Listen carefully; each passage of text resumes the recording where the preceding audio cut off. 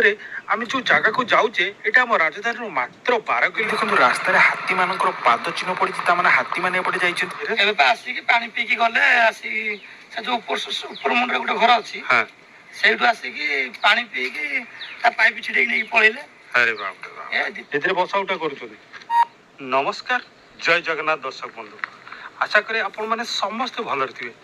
तो आज भिडियो आम गोटे बहुत सुंदर जगह को जीवा जोटि की बहुत किसी जिन आपको आज देखी, बहुत किसी जिन नुआ नुआ जिन देखिए और जानवे। आम जो जगह को जाऊे यहाँ आम राजधानी मात्र 12 किलोमीटर गले पड़ो, जो गोटे कि आम राजधानी शेष गाँ, से शेष गाँ को जीवा और देखा से केमी लोक रोच कौ टाइप लोक रोच।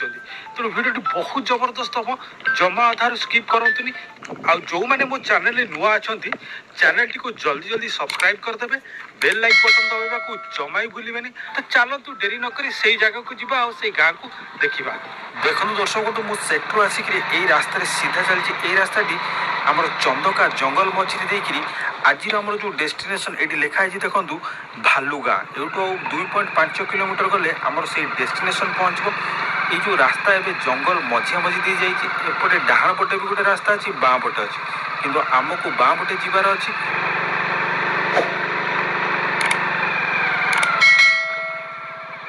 तो दर्शक बंधु मुझे आपको कही मुझे आज पहुँची जाइए से डेस्टिनेशन रे।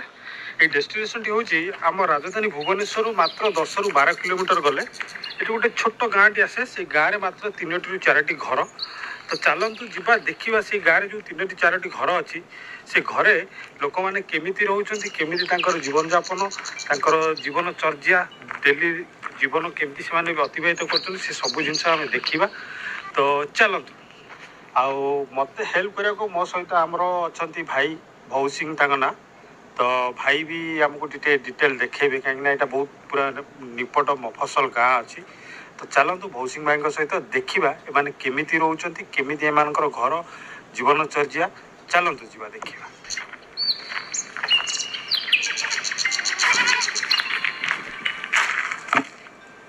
चाष हो आगे गोटे मौसी घर यही घर टी देखिए। आगे मौसी घर छेली पाली नहीं कि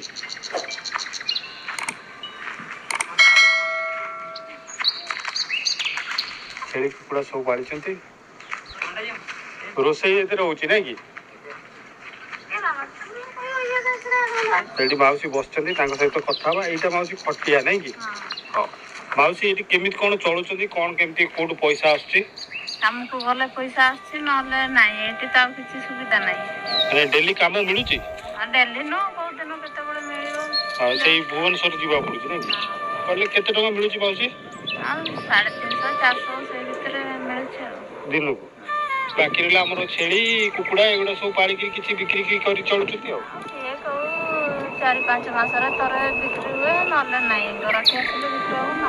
अच्छा तो ये प्रथम घर टी आम पार हो सारा देखिले मौसी घर।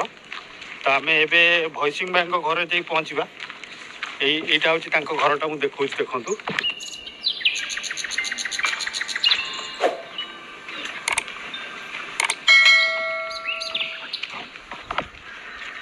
भाई बहुत बड़ घर, बड़ जगह। यहाँ एमती चाल छपर घर नहीं कि ये जाली कहीं बांधे कुकुड़ा रापिया कुकुड़ा न रापिया लगे जाली बंधा है नहीं।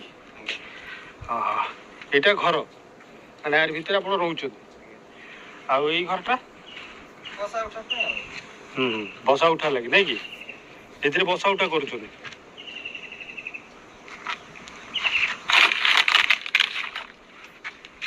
कुकुड़ा रहा लगे कुकुड़ा सब बुलाबुली कर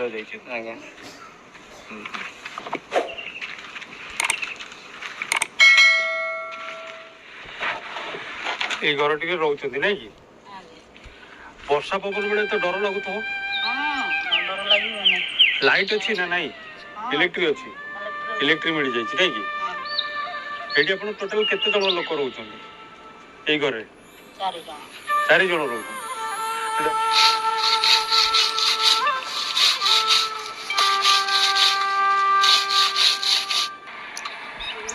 एमती हो जाए नहीं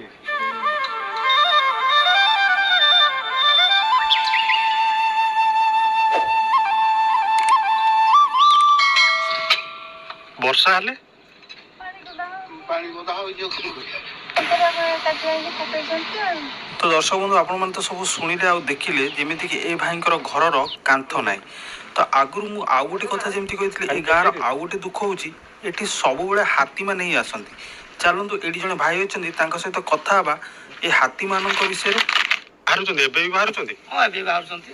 ସେଠୁ କୁଆଡ଼େ କୁଆଡ଼େ ଯାଉଛନ୍ତି କଣ ଘର ଫର ଭାଙ୍ଗୁନାହାନ୍ତି ଏମିତି ରହୁଛ ବିନା ଇଏରେ? ଏବେ ପା ଆସିକି ପାଣି ପିଇକି ଗଲେ ଆସିକି ସେ ଯୋଉ ଉପର ମୁଣ୍ଡରେ ଗୋଟେ ଘର ଅଛି ହଁ ସେଇଠୁ ଆସିକି ପାଣି ପିଇକି ତା ପାଇପ ଛିଡେଇକି ନେଇକି ପଳେଇଲେ।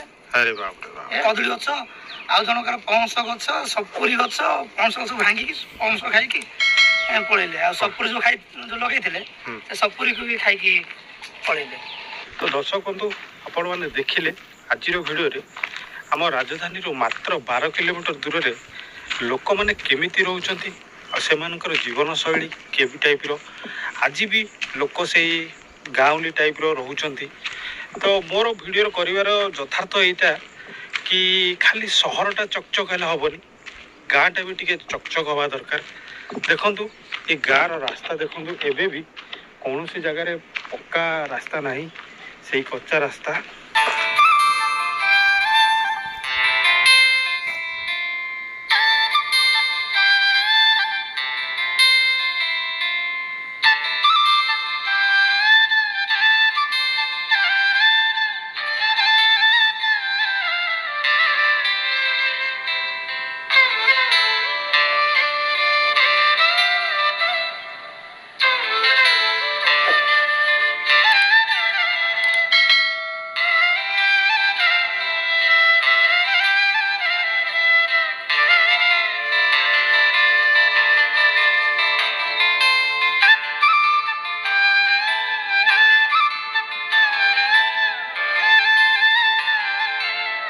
ତ ଯଦି ରାଜଧାନୀର 12 କିଲୋମିଟର ଦୂରରେ ଏଇଭଳି ଅବସ୍ଥା ତ ଆପଣମାନେ ଭାବିପାରୁଥିବେ ଆଉ 100-150 କିଲୋମିଟର ଦୂରରେ ଯେଉଁ ଗାଁ ଗୁଡ଼ା ଅଛି ରାଜଧାନୀଠୁ ତାର ଅବସ୍ଥା କ'ଣ। ଜଲ୍ଦି ଜଲ୍ଦି ସବସ୍କ୍ରାଇବ୍ କରିଦେବେ, ଲାଇକ୍ ବେଲ୍ ବଟନ୍ ଦବାଇବାକୁ ଜମା ଭୁଲିବେନି। ପୁଣି ଦେଖାହେବ ମୋର ଆଉ ଏକ ଭିଡ଼ିଓରେ। ସେଥି ପର୍ଯ୍ୟନ୍ତ ନମସ୍କାର, ଜୟ ଜଗନ୍ନାଥ।